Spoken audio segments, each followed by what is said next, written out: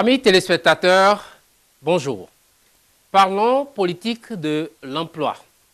Les politiques de l'emploi sont l'ensemble des mesures mises en œuvre par les administrations publiques dans le but d'accroître l'emploi, c'est-à-dire l'augmentation du taux d'emploi de la population en âge de travailler et de réduire le chômage. Pour cela, elles visent à permettre aux inactifs et aux chômeurs de prendre ou reprendre un travail et à les y inciter, dans le cadre, bien entendu, du maintien d'une aide sociale leur assurant un niveau de vie minimum. Elle vise également à limiter la durée du chômage de transition. On distingue généralement deux grands types de politiques. Les politiques actives et qui cherchent à accroître le niveau de l'emploi dans l'économie et les politiques passives dont l'objectif est de rendre le chômage supportable, c'est-à-dire traitement social du chômage, avec la volonté de ne pas accroître la demande de travail. Les services publics de l'emploi sont les administrations publiques qui assurent le suivi des chômeurs, leur indemnisation leur apporte un soutien dans leur recherche d'emploi. Ces services mettent en place des politiques actives du marché du travail, formation, orientation, etc., afin donc d'accroître leur capacité à trouver un emploi et d'accélérer leur retour à l'emploi. Ils favorisent également la transmission d'informations entre employeurs et chômeurs. Dans les pays développés, le chômage concerne surtout les personnes les moins qualifiées. Afin de diminuer le taux de chômage, les gouvernements et les partenaires sociaux favorisent la hausse des niveaux de formation des individus dans la poursuite d'études supérieures, en particulier les formations professionnelles pour lesquelles les débouchés professionnels sont importants. Ils encouragent également la formation tout au long de la vie. Les politiques d'éducation et de formation professionnelle permettent de plus une amélioration de la productivité du travail. Des réglementations sont mises en place sur le marché du travail pour modifier ses caractéristiques et son fonctionnement. Les réglementations qui encadrent les possibilités de licenciement, exigence d'une justification économique, pénalités financières, etc., tendent à augmenter la durée passée par un employé dans chaque poste et à limiter les variations du chômage au cours du cycle économique. Les économistes libéraux, en particulier les néoclassiques, expliquent principalement les situations de chômage durablement élevées comme la conséquence de certaines interventions de l'État. Phénomène d'assassinat, réglementation excessive des conditions de travail, conditions de rupture de contrat de travail trop restrictives qui décourageraient l'embauche, cotisations sociales trop élevées qui portent le coût du travail à un niveau jugé trop élevé, limitation du temps de travail, salaire minimum trop élevé. Il prône également des politiques permettant la flexibilité du travail tout en assurant une couverture des risques de chômage individuel. Dans les pays où le marché du travail est jugé trop réglementé, ces économistes recommandent une déréglementation partielle du marché du travail. Leur logique est avant tout de favoriser les créations d'emplois plutôt que de protéger des emplois existants. Ces politiques sont principalement appliquées dans les pays anglo-saxons.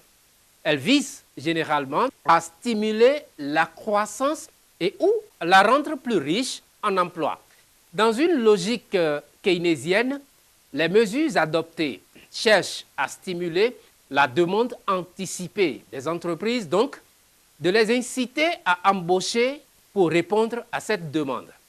La relance économique passe par la politique budgétaire, création d'un déficit public pour stimuler la consommation privée ou publique, ou par la politique monétaire, accroissement de la masse monétaire donc, eh bien, de telles politiques ne sont efficaces que lorsque le chômage dérive d'une insuffisance de la demande globale. Le keynésianisme mis à mal par les évolutions économiques des années 1970 est un courant de pensée qui a perdu de son audience dans la majorité des pays développés.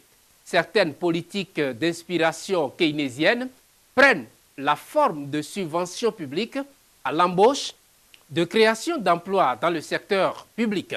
Les économistes théoriciens de la croissance endogène, initialement Paul Romer, Robert Lucas et Robert Barrault, pensent que c'est la productivité tout entière de l'économie qui peut être améliorée pour générer de la croissance et réduire le chômage. Ils prennent pour modèle des pays nordiques dont le taux de chômage serait faible et recommandent d'encourager l'investissement dans certains secteurs particuliers de l'économie.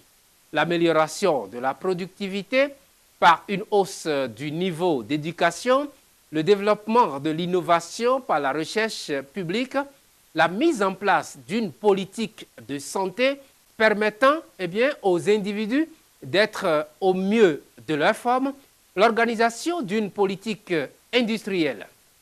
Les politiques passives, parlons-en. Elles ont pour objectif de réduire le chômage en modifiant la répartition du travail et de le rendre plus supportable. Dans une logique d'assistance ou d'assurance, elles indemnisent les chômeurs. Elles permettent de garantir une stabilité de leurs revenus pendant une durée limitée tout en protégeant contre l'exclusion sociale. Dans une perspective malthusienne, elles cherchent à réduire la population active ou à partager le travail. La réduction de la population active occupée passe par l'allongement des études, le financement des pré-retraites, l'abaissement de l'âge de la retraite. Le partage du travail est souvent assuré par une réduction de la durée légale du temps de travail. Amis téléspectateurs, bienvenue sur E comme Écho.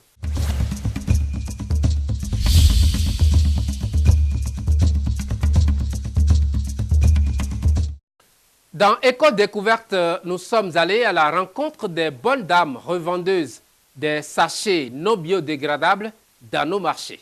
Faut-il le rappeler, la loi qui interdit la fabrication, l'importation et l'utilisation de ces sachets est votée à l'Assemblée nationale. Je vous invite à suivre la réaction de ces dames. Pour le moment, là, je ne suis pas prête à abandonner la vente du sachet car j'ai un peu de stock. Si mon stock est fini, là, il n'y a pas de souci. Le marché est dans la main de Dieu. Si on a fini de vendre ça, là, on peut laisser ça. Le commerce de sachets, là, c'est rentable en cas que ça coule très bien. Mais ça n'a pas de bénéfice. On ne peut pas laisser. Parce que si tu achètes ça en même temps, tu vends ça en même temps, tu trouves un peu, si c'est 5 francs, là, tu trouves ça dedans, ça te suffit. Tous les impôts, tous les taxes qui sont maintenant là, c'est insuffisant. Et pour garder encore l'enfant que l'homme a là, c'est trop insuffisant. Moi, je suis prête à abandonner ça. Mais ce qu'ils vont faire, n'ont qu'à amener pour eux. Là, on serait fiers. Au moins, on va encore trouver quelque chose pour vendre. 6 mois là, c'est trop peu parce que nos importateurs qui amènent de sachets là, moi, je suis partie à Cotonou là, ils sont en train de pleurer seulement. Donc 6 mois là, c'est trop peu. Il faut donner 1 an de délai, c'est bon. On est prête pour abandonner le sachet, mais avant d'abandonner, il faut qu'on va trouver une autre solution. Nous, on vend avec sachet. Il y a d'autres qui viennent acheter au mot, ils n'aiment pas prendre ça dans la main. Il y a d'autres qui viennent acheter les condiments, ils n'aiment pas garder ça avant de quitter à la maison. Donc si eux, ils peuvent vous garder ça ou bien quelque chose avant de quitter et venir chez nous qui vendent dans la boutique, ça peut nous arranger aussi. Oui, ça, c'est bien que si ceux qui veulent venir acheter, si eux peuvent garder quelque chose avant de venir acheter, ça peut nous arranger aussi. S'ils peuvent supprimer et les clients peuvent garder quelque chose, nous on aura bénéfice des sachets. Mais sans ça, nous on est pète des sachets. Sachet de do e kuna mondo tomeo. E yon do sachet o de so no hen. Ai ku pa angle. De il des zendudu de mais surtout nous zozo. Et kunyo ai honro po di asonle karo wiwa mi tun fi de asonle go sin wa. Ni modade ni dode si do nu me no sanle nu dudu satole dode ni mo so utiliser sachet o. Ni mo so sans sachet o. Do sachet onu e no wa jan supo. Nu gbo pepepe e no hen to o me guji. Bokale do ason hen wa we. Me aso de do wa aso supo egege. Do e o mamele sans sachet o me laisse vivre. Ni e wa khonu sachet we khon de bo sachet we. Me de fole na go sin pegbe alogba sigba bo wa kimi. E wa khonu sachet we bi. Taki ni le de do bibla we ton sachet me bla to ede. Pepepe da yo we ma, blo ama ko tek ma ko mi no san. Me sachet o ka henu bible. E mi ablopon. Do e na se bisi to me o. Ye mo do dele e na ve u pede. Yin do dele e do ajo ni te dion. Tu ale ajo de te ale tun do dele ale iwuli. Bo me de fo ma ko do sisa we ya. E na fe unu mi taun. E na fe u. E ni u fi fe ton e na fe u bo. Mais à quoi mettons et dans les jailles. Vraiment, moi j'ai mal accueilli. Ce n'est pas bon. Bien vrai, sachet, ce qui peut dire dans sachet, les gens qui prennent sachet et même manger chaud dedans là, ils peuvent refuser ça là. Ils peuvent refuser pour Akassa aussi. Ça là, ce n'est pas bon. Parce que c'est un truc qui fabrique à base de, comment on appelle les chutes de pétrole. Ils peuvent refuser. Mais regardez maintenant, je vous présente ça là maintenant. Si je ne trouve pas sachet, je ne peux pas attacher. Piment là, si je ne trouve pas sachet, je ne peux pas attacher. Et puis les gens vivent des sachets. Il y a sachet il y a longtemps. Sachet là, tout d'abord, le gouvernement, je suis en train de parler, il faut qu'il me voie. On a faim. Quand on vient au marché, on ne vend pas. Au lieu d'amener là, il est en train d'interdire les choses. Il n'a qu'à amener les choses d'abord avant d'interdire tout ça là. Moi, j'étais au bois de goudron. Ils m'ont cassé. Je suis au milieu du marché. Maintenant encore, je vis de ça là maintenant. Et il va encore dire que le sachet là, ils vont enlever ça sur le truc. Ça ne peut pas aller. Sachet là, ils peuvent refuser de ne pas même manger dans le sachet. S'ils ont vu quelqu'un manger dans le sachet, ils peuvent attraper ça. Ça c'est bon. Mais pour ça là, il y a même garçons. Les garçons, c'est de ça ils vivent. C'est avec ça ils nourrissent ses enfants et sa femme. Ils vont encore. Le vol là, ça ne peut pas finir au Bénin. Il faut savoir qu'on a faim. Moi présentement là, ce qu'ils m'ont fait, je ne peux même pas oublier. Je n'ai jamais dévoilé banque, mais je devais banque. Lorsque Talon est venu là, banque là, je devais ça. Donc il n'a qu'à nous voir. Il y a les pauvres parmi nous. Non, ce délai est trop petit. Ce délai est trop petit. Les sachets en pratique, on nous cherche beaucoup de choses. Si on veut acheter dans nos marchés, c'est dans ces sachets qu'on achète. Mais si on va acheter des bonnes dames, on peut aller acheter à manger aussi. Ce sachet est inutile pour nous. Ça nous sert beaucoup de choses. Ce délai est trop petit. Si on peut regarder pour augmenter un peu sur ce délai, ça serait très nécessaire pour nous. Pour chercher ces pratiques, pour chercher ces sachets en plastique, non. Comment? Il y a des sachets de 5 francs qui nous servent à acheter des manger. Ces sachets nous servent beaucoup de choses. Ces sachets, c'est inutile pour nous, on ne peut pas changer ces sachets en plastique comme ça. Ce n'est pas valable. Quand ils ont cassé les gens là, est-ce que vous-même vous ne voyez pas ce qui se passe au pays?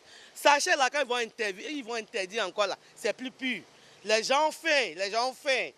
Robert Simi, Robert Domisiwe, Enyawe, ni ben lewa, ni zekwewa to ome, ni ben devolawa, ni zelewa, ni mano yovo to me kede we abeni no ale Robert Simi, mi wa kimi mi no sanu an, mi no fitiyan, asi no fika de gbada no sutike kwe bona dunu, tu amo 1000 francs tagba we. Ko mo nje fa mbene, ko mo nje ata loko gbo wa, ta loko gbo wa ko jo wa ka gbadun. Òun lù kékan kọ jẹka kó wò tọ Ọlọ́run yóò dá gbogbo wa òun wọn sọ ta lọkọ imige kó mọ oúnjẹ fáńbẹ náà kó sinmi ayọ alánu iye ìyọnu lọjẹ ìyọnu nífò tèmi nè. Les préservatifs sans sachet, les grossesses seront trop.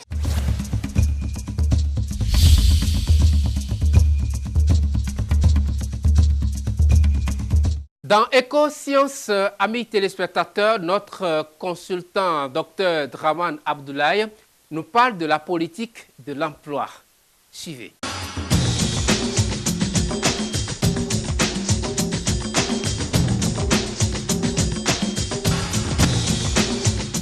La politique de l'emploi désigne l'ensemble des interventions des pouvoirs publics qui visent à lutter contre le chômage, à améliorer le fonctionnement du marché du travail.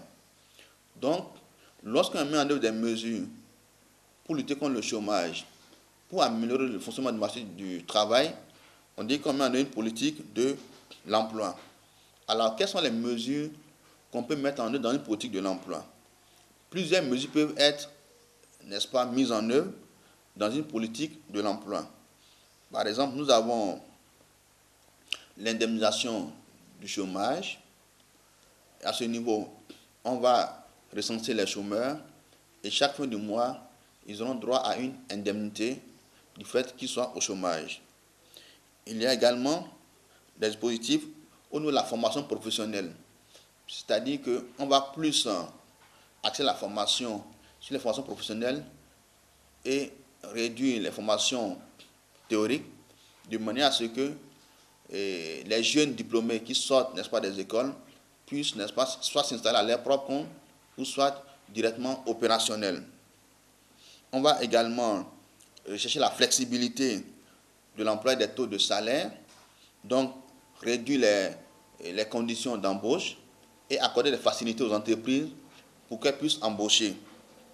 Et donc, toutes ces mesures peuvent être mises en œuvre dans une politique de l'emploi. Disons ici que la politique de l'emploi s'inscrit dans une politique macroéconomique, comme par exemple la politique de relance de la demande globale, de manière à relancer l'économie.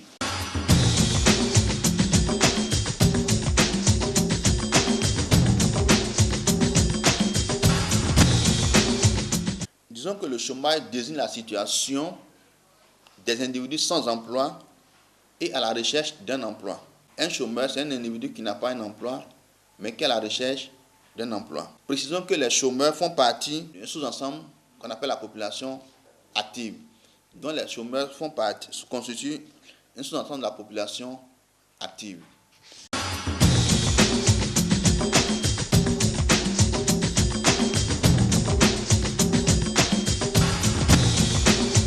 Le BIT, c'est le Bureau international du travail.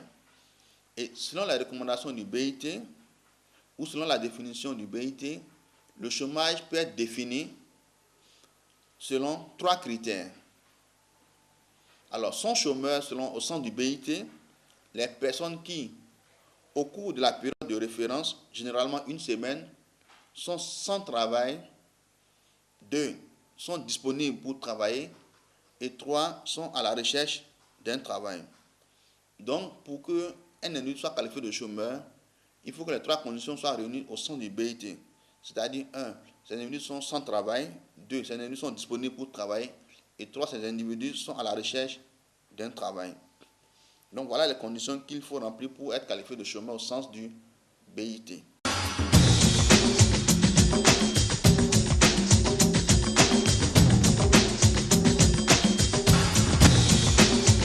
Disons qu'en économie, on distingue plusieurs types de chômage.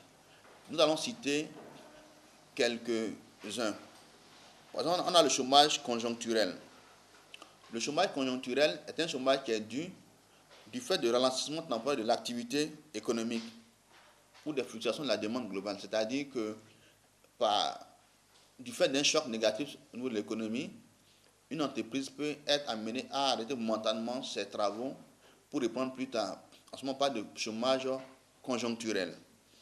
Il y a également le chômage de longue durée.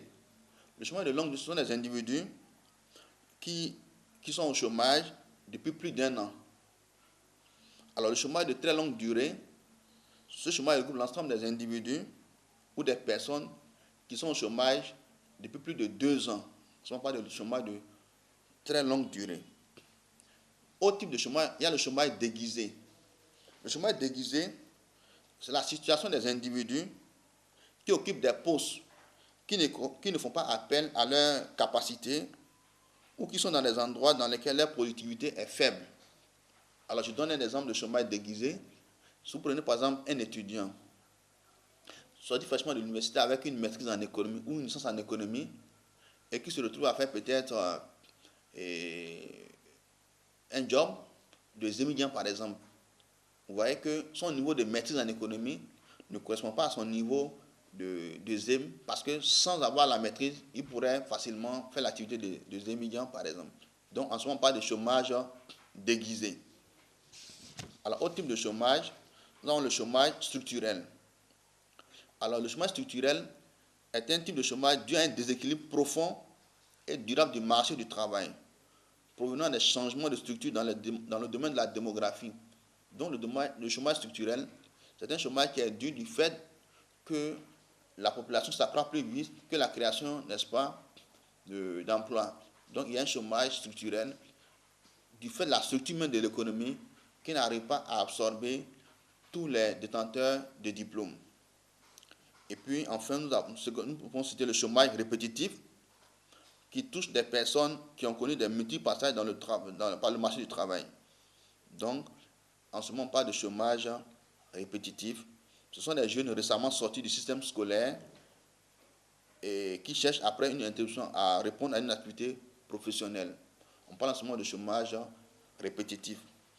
Alors, je terminerai par quelques statistiques au niveau du Bénin. Alors, le taux de chômage élargi aux jeunes de 15 à 29 ans, selon une enquête réalisée par l'INSAE en 2012, c'est de 14,3%.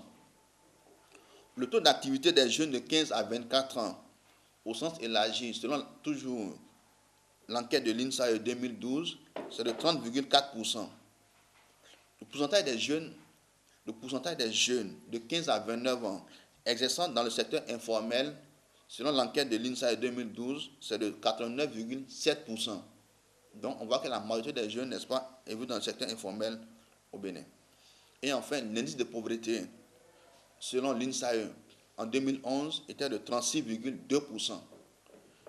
Voilà ce que nous pouvons dire en ce qui concerne la politique de l'emploi et, n'est-ce pas, les différents types de chômage.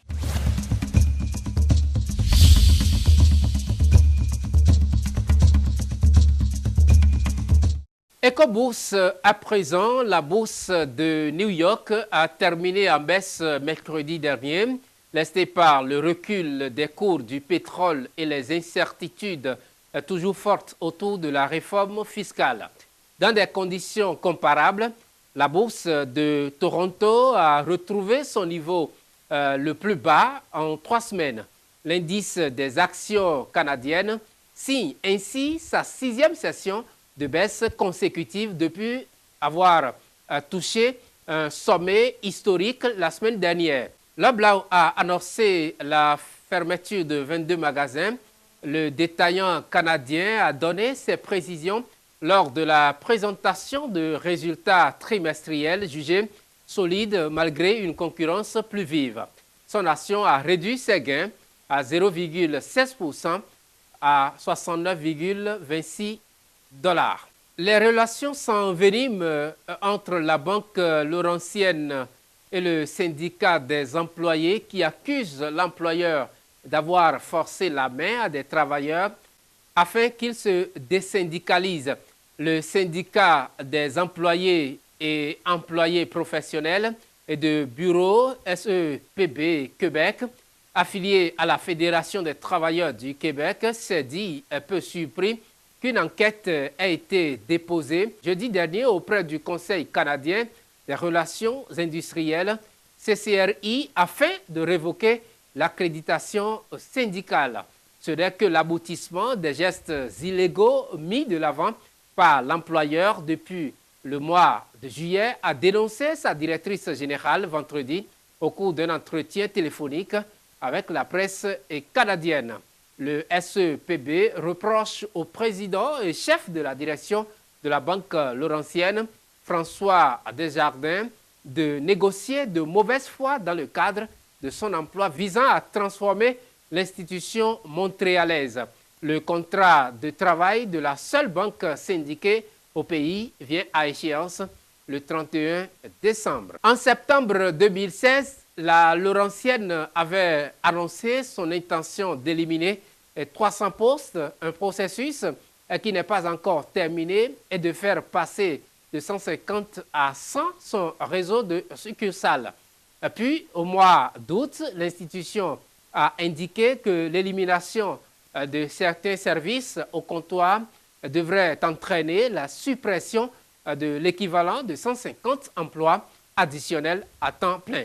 Avec la ferme intention de contester la requête, le SEPB, qui représente quelques 1500 employés, dit détenir des preuves irréfutables, démontrant d'ailleurs que l'employeur a utilisé des menaces pour forcer des syndiqués à signer des cartes de révocation.